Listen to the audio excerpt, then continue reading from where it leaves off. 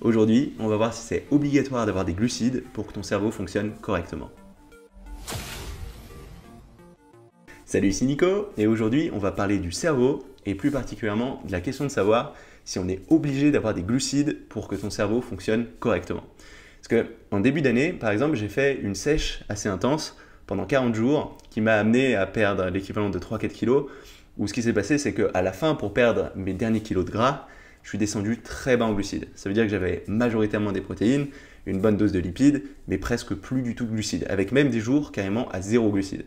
Et un des retours que j'avais de certains d'entre vous, c'est cette question de savoir, mais pas du tout avoir de glucides, est-ce que c'est pas mauvais pour le cerveau? Est-ce que ton cerveau, il a besoin de glucides pour fonctionner, non?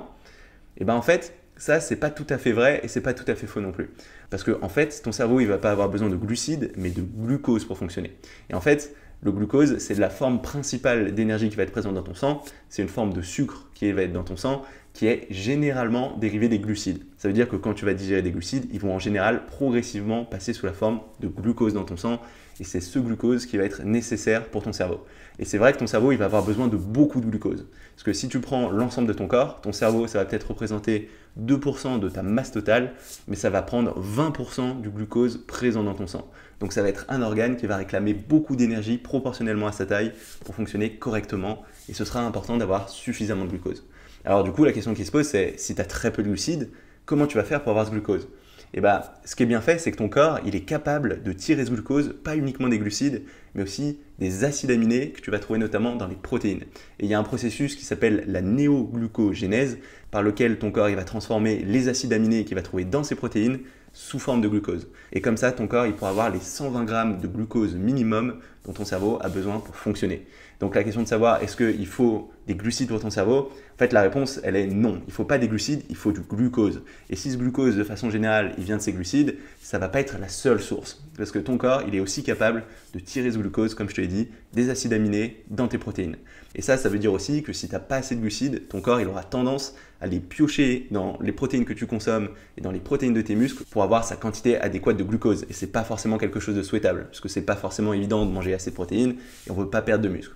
Donc dans les faits, même si ton cerveau il n'a pas besoin de glucides pour fonctionner en soi, c'est intéressant d'avoir suffisamment de glucides. En plus, le fait d'avoir des glucides, ça va te permettre d'avoir plus de glucose que dans le cas de cette néoglucogénèse et ce sera plus facile notamment de refaire le plein en glycogène, c'est-à-dire les réserves d'énergie de tes muscles. Donc ces glucides, ils ne vont pas être obligatoires, mais pour bien fonctionner, si tu veux avoir de bonnes performances et si tu ne veux pas que tu aies trop de tes protéines qui passent sous forme de glucose au lieu d'être utilisées pour construire du muscle, c'est assez intéressant d'avoir suffisamment de glucides. Donc de façon générale, avoir des glucides, d'un point de vue performance, c'est quelque chose de très positif. Mais quand tu vas te retrouver dans des situations très spécifiques, par exemple le cas d'une perte de gras que tu veux pousser à un certain niveau, parfois, passer à 0 glucides, ça peut vraiment t'aider. Et dans ces moments-là, il ne faut pas que tu aies peur. Ton cerveau, il aura toujours assez de glucose dans son sang grâce à ce principe de la néoglucogénèse. Bon, après, il y a d'autres cas un petit peu particuliers, notamment si tu suis une diète de type cétogène, où là, tu vas avoir très peu de glucides, mais beaucoup de bonne graisse, où là, ton corps, il va tirer le gros de son énergie de cétone et plus de glucose, mais c'est quelque chose d'assez différent. Mais de façon générale, ton corps, il a besoin de glucose. Ce glucose, il peut le tirer des glucides, et s'il n'y a pas ces glucides, il le fera à partir de cette néoglucogénèse, à partir de tes protéines, des acides aminés de tes protéines. Donc les glucides, c'est quelque chose d'intéressant d'un point de vue performance, mais ça n'a rien d'obligatoire, et ton cerveau, il arrivera très bien à tourner sans ces glucides. Donc voilà, ça va être tout pour cette petite question de savoir si les glucides sont obligatoires pour le cerveau. La réponse est non. Si jamais ça t'a plu, n'hésite pas à mettre un petit pouce bleu.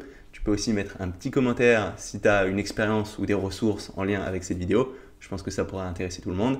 Aussi, si tu n'es pas encore inscrit à ma chaîne YouTube, n'hésite pas à le faire maintenant. Comme ça, tu sauras quand je sors de nouvelles vidéos. J'en sors toutes les semaines. Et du coup, on se retrouve très rapidement pour une nouvelle vidéo. Salut!